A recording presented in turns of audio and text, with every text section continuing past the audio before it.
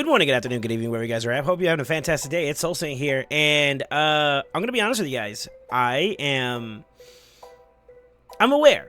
I'm aware of the fact that you guys have been the last video we did with Dark Fate was super successful, and I actually was responding to the comments, and there's a lot of people who are asking me about how I did other bosses that are also inside this rotation. So I thought I would follow up with today's most recent one. As of right now, we're in Saturday, the 4th, and I was looking at the options for how I would beat it. I'll be honest with you guys, in the previous iterations, in the earlier stages where I was climbing through hard, I was curious as to like how I would be able to do it, and I did something completely when I was live on Twitch. I did a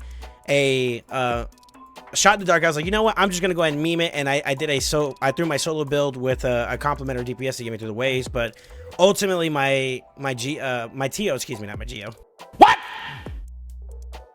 What the fuck? My TO was able to do pretty much everything he needed to do to stay alive in a regen build and, speed himself up, get the poisons off, and he would lock down the boss. The boss would eventually be cleared. It took me about like 4 minutes and 30 seconds with 90 turns in total to fully clear it out. But I was like, well, that's not a low risk. That's not a realistic expectation. And then, of course, as we got into the higher stages, that didn't really work. So what I decided was I was going to go ahead and try to find something that I think would be good for a lot of people to use. And I'm kind of going off the hype of this whole turn meter control aspect of manipulating bosses as well as like other mechanics in the game to be able to really kind of make progression. And I found something. I got inspiration, and I want to give my thanks and credits to one of the members of my community, Marmouth. If you're watching this, salute to you, my guy. I appreciate you. We were discussing about like doing turn meter manipulation for the boss, and I ended up taking that idea, and I was like, how can I make it me, right? And I threw some stuff together, and I'll be honest with you, like I'm using my clan boss Razzlevarg. I'm using the same build for my Allure and my Royal Guard that you guys saw me showcase in the Dark Fate video. But then I was like, you know what? I haven't had a chance to show my girl Mithrala, and I recently got her not too long ago. Her and Lydia pretty much around the same time frame. So I've been wanting to like do something with her as well and show that for you guys as a one of the many ways that you can get some value out of her. Now, to be honest with you, she's not the star of this particular team. And I'll be completely honest with you, everybody kind of contributes a little something. There is some people like Artec, for example. When I did the spider plays, I've been trying to find more and more ways to build him up for other content to showcase you guys, as well as do stuff from my account too. I want him to serve a purpose from my account. But these champions here is kind of what I came up with. I ended up coming up with a build and a synergy to kind of give my team what they needed to not only clear the boss, but to keep them from having a turn after the initial start. I'll show you guys what we have for stats, and then from there we're going to show you the run, and then I'll give you some ideas of some things that I added to make sure that the run was going to be successful, as well as some ways that you could probably take with you to make the experience even faster, because this does take a little bit of time. But all that will be explored later on down the video. But let's get into it. Razzlevarg is pretty much there for the purpose of not only getting increased accuracy and increased speed, but he's a monster of a champion. Super hard hitting. Like I said, he's in my clan boss build, so like he has high attack, high amounts of speed. He packs a punch, and not to mention, not only is he fast, but he also has 2 attack all enemy abilities, and if we do get like a little bit of a touch up with the leech, then we can kind of heal and sustain ourselves up going into the future waves with that leech, right? And that's pretty much how he's going to roll throughout most of the fights. He's pretty much going to use his entire kit. The only thing I will say is that going into wave 2, I kind of turn off the A3 so that we can open up with it going into the 3rd wave, because I want everybody, including Razzlevarg, to have increased speed. So we want that start to be as optimal as possible, right? With Mithrala, it's pretty much the same thing. She could do whatever she wants going into wave 1 and wave 2, with the exception of her A3. And this is kind of like the biggest thing that kind of sets the team apart.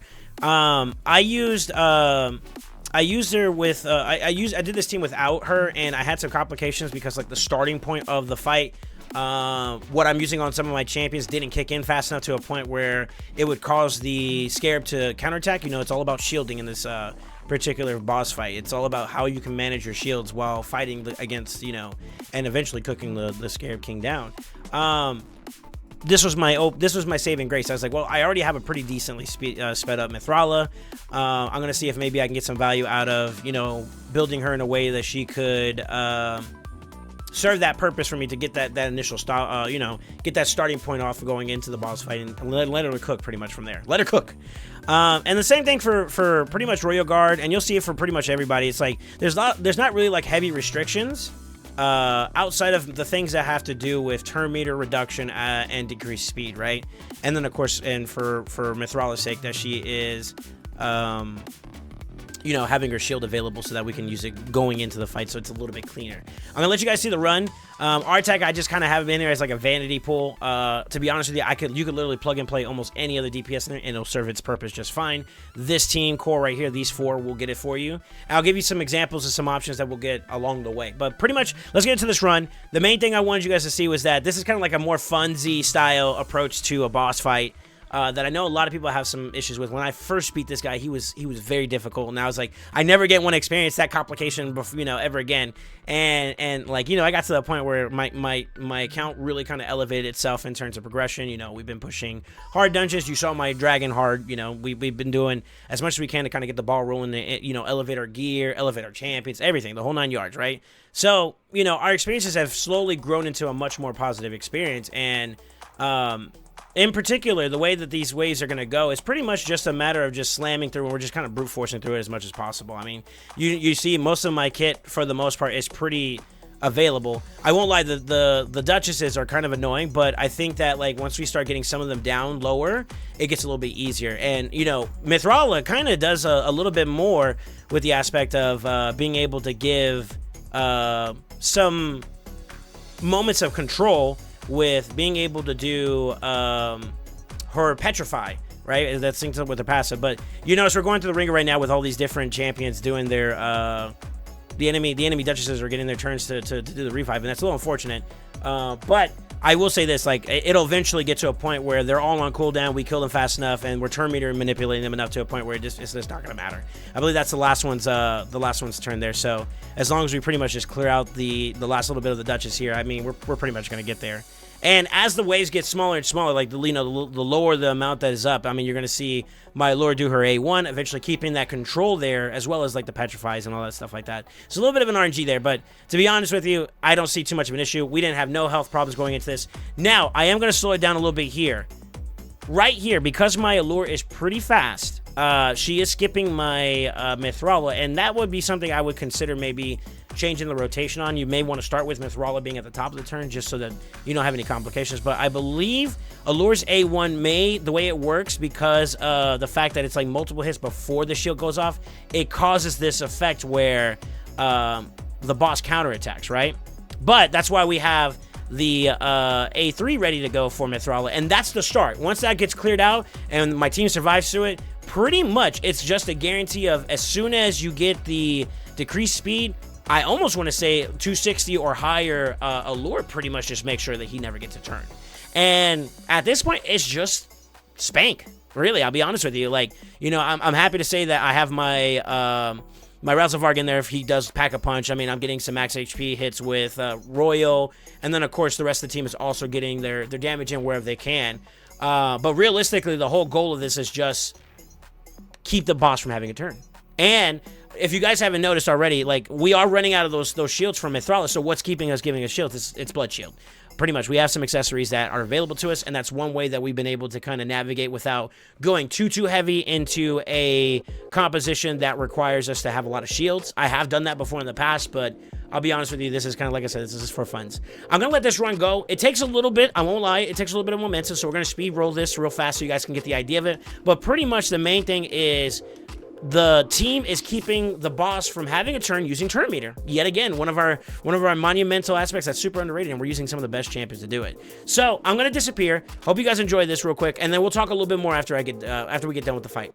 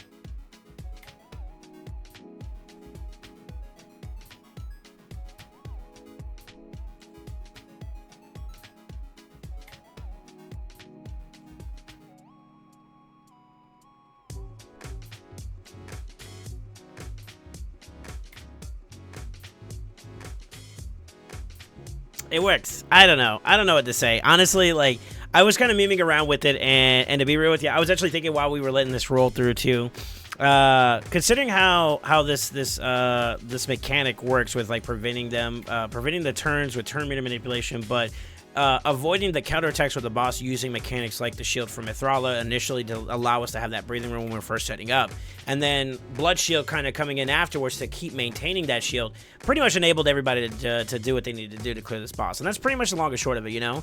Have enough way to either brute force the waves or to control the waves while you're clearing it, and then when you get to the boss, having the right amount of setup just to get yourself going, and then while you're doing your business here, try to have your team prepared for it. And that's the way I did it with Blood Shields, nevertheless. Now, I did want to tell you guys, like, this is a joke for a meme in terms of like how long it takes.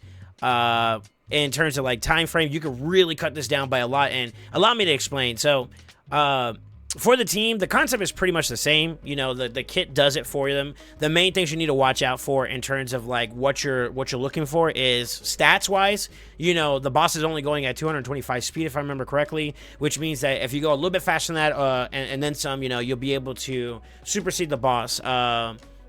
As well as a decent amount of accuracy. I believe it's 355.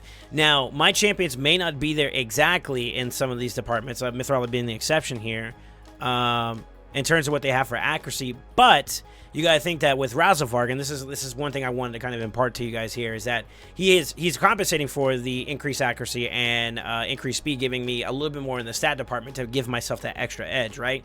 But the concept is pretty much the same. If you can only get to a certain level of like stats with your gear, I know everybody's in different walks in life, including myself, in terms of where we are, where we would rather be at, and whatnot.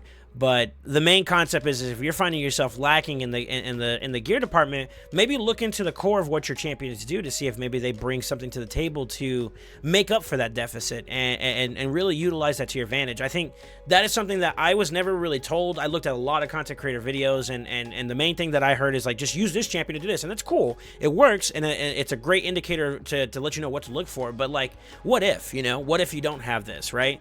So the way that I approach this this aspect, and I'm just gonna leave this with you guys, is that like, if you don't have Blood Shield, go farm it. No, but like, the best way I can suggest it is maybe incorporate more shielding in your team. There are some champions that you can speed tune with, and this is a video I saw from Eharbad. I can't take credit for this, but Eharbad did a video a while back that showcased someone that was able to utilizing Metal Shaper, and it was speed tuned to a point where, you know, he has a two-turn duration shield on his A2 that would be available on a 2-turn cooldown. So he basically would have 100% uptime. So all he had to do is just make sure they use it at the top of the turn, and then you know, speed it so that everybody else was in line with him. So like, you know, he would go at the top, they would do their turn, you know, he would do his turn, and then they would do their turn, and then at the start of the next round where all the shields are down, he would pop it up at the top again, and then everybody's free to go, and then you still have that turn meter manipulation. So I thought that was a really good way to like maybe showcase, if you don't have Blood Shield, you could use it that way. If you do happen to have Blood Shield, well then, you know, requiring shield as a part of your kit is less mandatory, right? I'll be real with you guys, like, if it wasn't for the fact that I wasn't so limited in some of my ability to have like Blood Shield accessories, I only had one. And I did try with physics at first when it came to trying to do the team, and it failed because of the fact that like, each of the champions, once they did, like those that have multi-hitters, they would hit one time and they hit another time, and then you'd get your proc at the end of all the hits.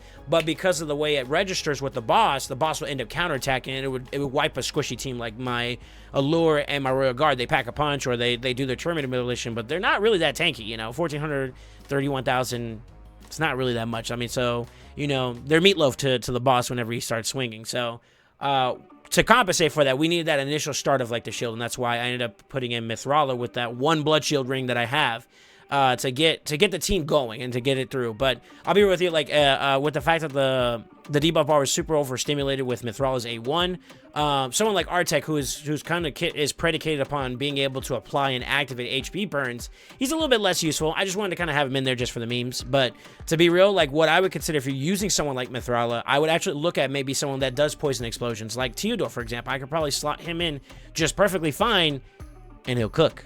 You get your poison for someone that does, but he has the activation, so it'll clean that bar up as it's getting applied, and it'll give the opportunity for you to kind of cycle those abilities even faster.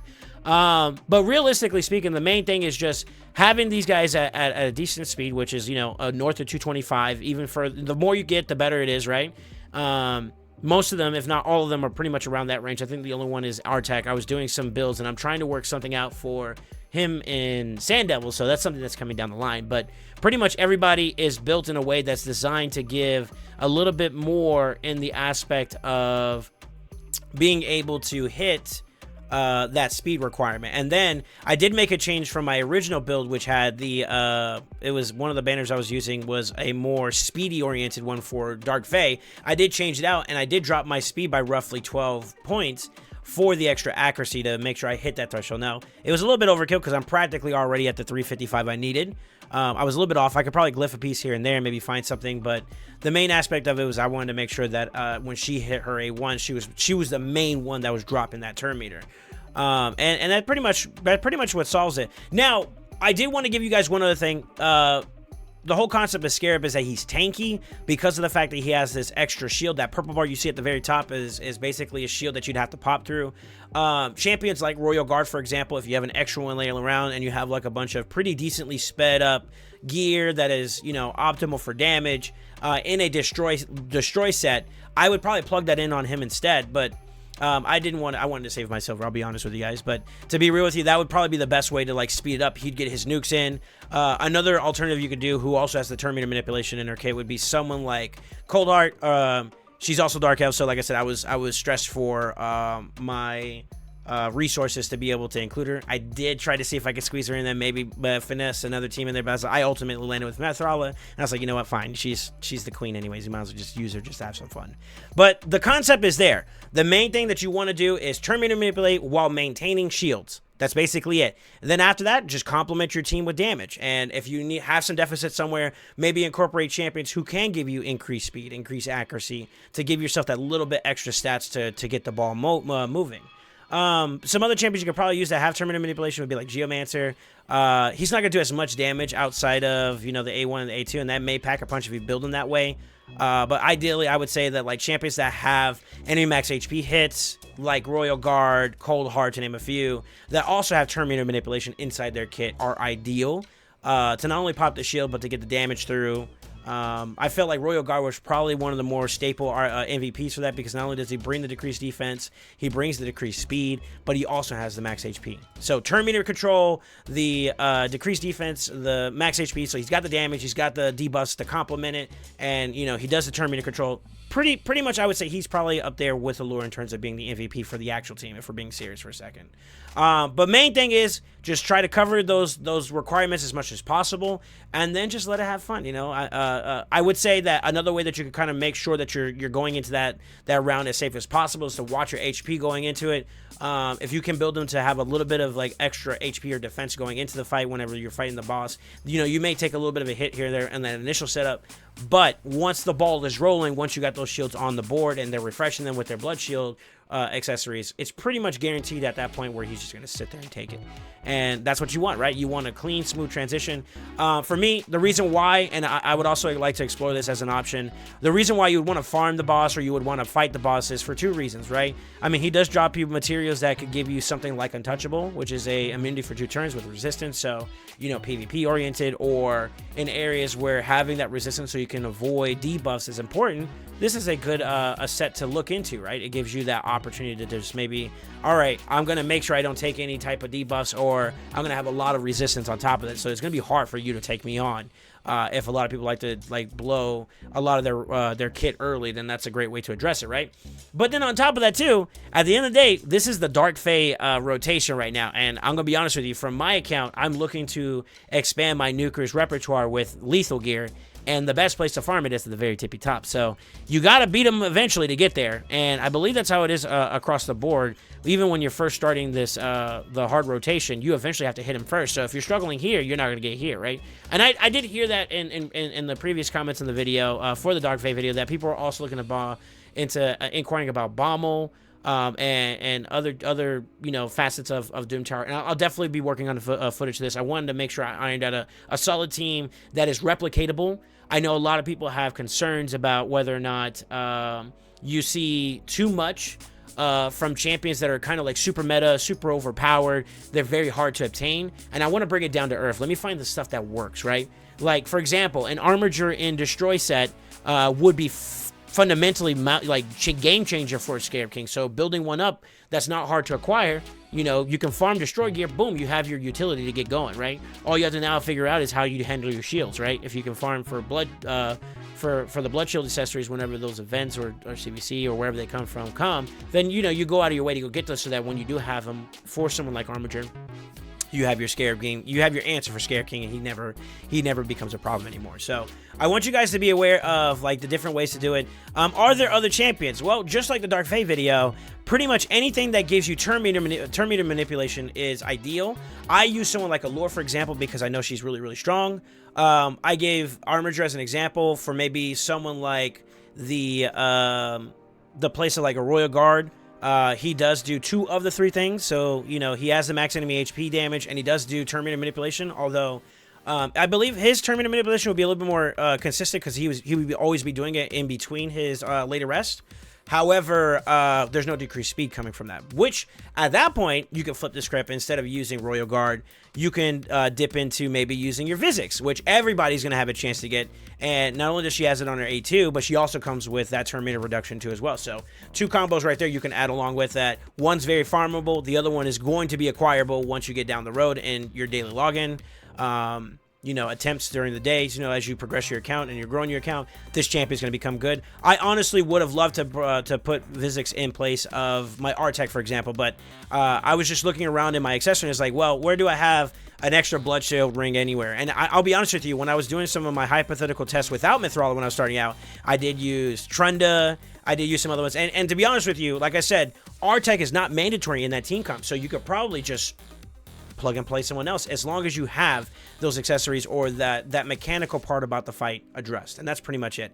I'm on a tangent. I'm gonna let you guys go, but the main thing I want to let you guys know is that we've been having a lot of success on the YouTube side, and I want to thank everybody for watching and subscribing. I mean, we have been shooting up tremendously, and I'm truly grateful. I do want to encourage you guys, if you're ever not busy or you got downtime while you're at work, you need some background noise, I know that I've been there in that circumstance. I'm normally live on Twitch .tv/SoulSaint. That's SoulSaint.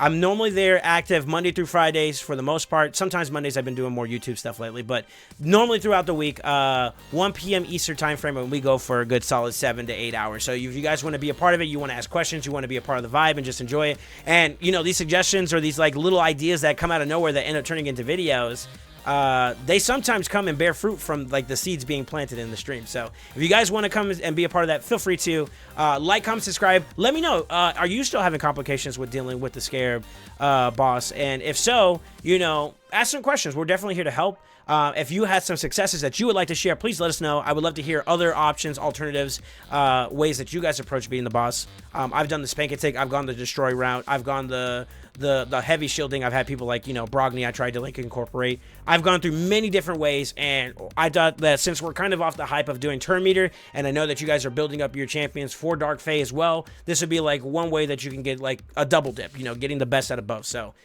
feel free to do that for me. Thank you guys so much for the support. Keep it coming strong. We're on our way to 1,000 subscribers. And with all that being said, always remember, stay ascended.